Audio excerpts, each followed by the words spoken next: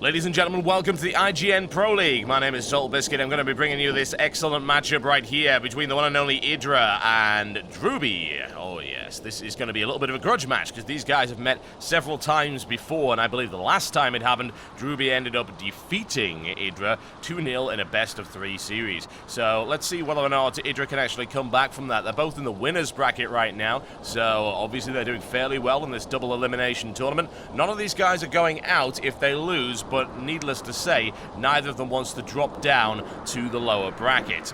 EGIdrA is tenacious. He is almost perfect in terms of his play. However, ROOTdrewbie is a formidable opponent. Will EGIdrA be able to stand in his way? We will find out right now as we kick it off.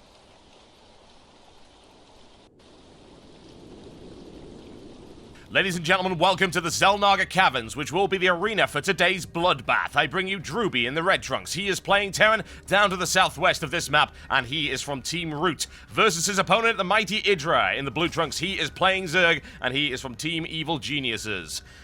Evil Geniuses have been putting on an amazing showing so far, but bear in mind, so has Root. These two teams, perhaps the two titans of this particular invitational. And EGIdrA and ROOTdrewbie have gone at it before, in fact. They have fought in various tournaments in the past, and in the most recent one that I can think of, we had ROOTdrewbie winning 2-0 in that particular series, with EGIdrA actually giving up about halfway through the second game, simply deciding that it wasn't worth it upon spotting a couple of siege tanks. So let's see whether or not EGIdrA can actually put on a better performance this time around against the mighty ROOTdrewbie. ROOTdrewbie has a very solid playstyle. He has a tendency of pushing with Marine, Marauder, and Tank. Makes perfect sense. It's very, very damaging. He's very good in terms of his positioning. However, bear in mind, of course, EGIdrA is the technical mastermind of the Zerg, and he is a highly mechanical player, and if he can execute his strategy correctly, he's almost unstoppable.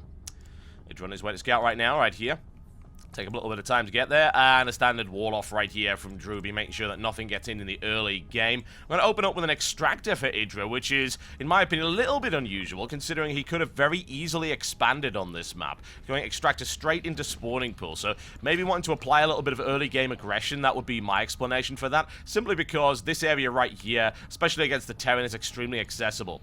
In the meantime, however, ROOTdrewbie with some interesting play going on right now, placing a second barracks down near his natural expansion down here.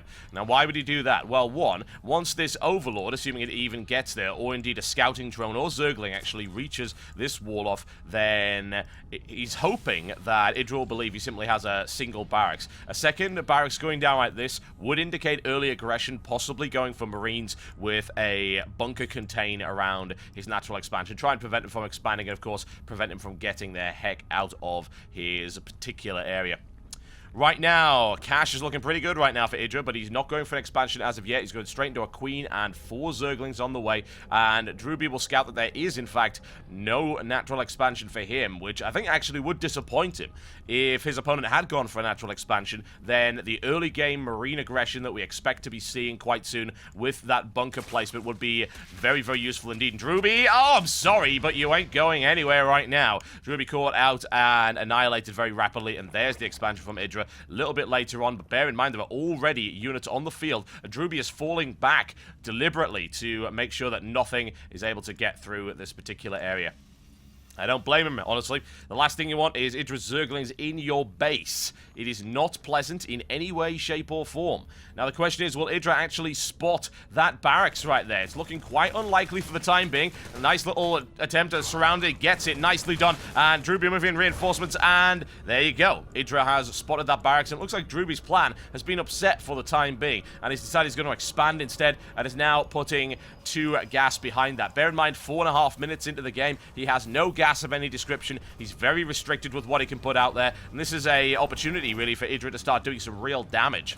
In the meantime, however, ROOTdrewbie's going to bring the fight to him. EGIdRA has a couple of Zerglings behind him. It's not enough to do any real damage, but if it were to flank, then it would do the job. One taken out almost immediately, and ROOTdrewbie easily dealing with that one, and deciding he doesn't want to go in there, simply because EGIdRA is well aware of what's going on. A lot more Zerglings coming out on the field for him. The creep is almost complete. Once this hatchery comes down, he'll get a bit of mobility there for all of his units, including his queen, of course, and that is nicely defended. In the meantime, what is Drewbie's plan? Well, Drewbie's going in for the longer game right now. He's going to expand, and honestly, that's going to leave him with a rather large opening in his defenses unless he starts placing some bunkers down fairly rapidly. So we've got 11 Zerglings moving out. Speedling upgrade will be finished in a few seconds. So right now, I'd be a little bit concerned as to whether or not Drewbie will really be able to hold the line against that. When you get out the factory, get a Hellion out or get a tank out so that he can deal with that. And EGIdrA, of course, has a full map control right now. He can go wherever he pleases. Across the map, he swarms. 11 Zerglings on the field. Not bothering with any more right now. EGIdrA is known for building drones at every possible opportunity, so don't be remotely surprised when you see him not building military units and just droning up instead. And his economy is looking pretty solid right now, and he has the lead on Drewbie, and will continue to have it, no doubt. 2 more drones on the way. 2 more extractors on the way. Baneling nest on the way, and lair as well. Baneling making perfect sense considering this setup right here. Easy to break your way through here with a large group of Banelings. And if all your opponent has is Marines and they're unupgraded, which is exactly the situation that Drewbie has right now, doesn't even have a tech lab on either of these barracks, relying on nothing but raw, unupgraded Marines, that's problematic. And EGIdrA also looking for various opportunities with roaches as well. Very sensible thing to do. Hellion on the way, Infernal Pre-Igniter upgrading, a second factory down as well, so we'll probably see a reactor pop up on that at some point in the not-too-distant future. EGIdrA, however, still has plenty of time, if he desires, to go on the attack and start applying some real pressure to his opponent. Once the roaches are out as well, those Hellions aren't going to be anywhere near as effective as his opponent is hoping. And look at that, EGIdrA manages to get into the base as well. Crucial and critical scouting information. He'll probably have to sacrifice that Overlord. I'd imagine that Drewbie will gun it down. However, look at all the information he's gathering right here. He sees the Hellion. He sees the factory with the tech lab. He knows exactly what his opponent's going to do, and he'll be ready to react to that immediately. Centrifugal hooks coming down. EGIdrA ends up getting supply blocked. A little bit of a misstep, but not a big deal right now. Centrifugal hooks and the speed upgrade for roaches. Very sensible considering what he's going up against. Marines and Infernal Pre-Igniter Hellions. Needs the mobility on those roaches so that he doesn't get easily outrun. Now, in the meantime, we'll have a look and see that EGIdrA is looking to expand once again, take out that gold mineral expansion. Here come the Hellions, however. Those Zerglings could very easily get caught out of position. However, they are incredibly fast. He might lose 1 or 2, perhaps in an initial wave of flame, and that'll be about it. We've got an armory coming up as well for Drewbie, which, considering he doesn't have any marine upgrades, doesn't make a lot of sense. So I could only imagine that we're going to see Thors in the not-too-distant future, or a large number of vehicle upgrades for the Hellions. One way or the other, certainly a possibility. Considering his opponent is throwing down a lot of roaches, Thors do make a lot of sense. Banelings are on the way, and here we go. Drewbie up against the initial wall of roaches, which is not going to work very well for him at all, and already backing away almost immediately. The question is, where are those Banelings? Are they lying in wait? Are they prepared to do heinous damage right now to Drewbie? I'd certainly hope so.